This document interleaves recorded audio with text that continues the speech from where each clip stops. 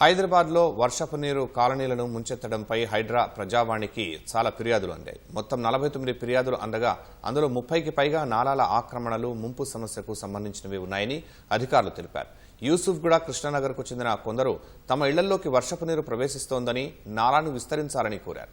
శేరిలింగంపల్లి, మియాపూర్, మయూరీనగర్లో నాలా ఆక్రమణల వల్ల కాలనీలో వర్షపు నీరు నిలిచిపోతుందని ఫిర్యాదు చేశారు. కూకట్పల్లి, మాధవీనగర్లో ప్రజావసరాల కోసం కేటాయించిన స్థలాన్ని ఆక్రమించే ప్రయత్నాలు జరుగుతున్నాయని స్థానికులు హైడ్రా దృష్టికి తీసుకువెళ్లారు. అబ్దుల్లాపూర్ మెట్ మండలం తట్టిఅన్నారం చిన్న కాల్వకు అడ్డంగా ప్రహరీ కట్టడంతో వర్షపు నీరు నిలుస్తోందని శ్రేయస్ ఇంజనీరింగ్ కళాశాల ఫిర్యాదు చేసింది. హయత్ నగర్, సాహెబ్ నగర్, కలాన్, నాగార్జున సాగర్ రోడ్ పరిసరాల నుంచి వచ్చే వర్షపు నీరుతో కప్పల చెరువు నిండి పైభాగంలోని కాలనీలు ముంపునకు గురవుతున్నాయని ఫిర్యాదు అందింది. ప్రజల ఫిర్యాదులను పరిశీలించి ఆక్రమణలు ఉంటే తొలగిస్తామని హైడ్రా కమిషనర్ రంగనాథ్ వారికి హామీ ఇచ్చారు.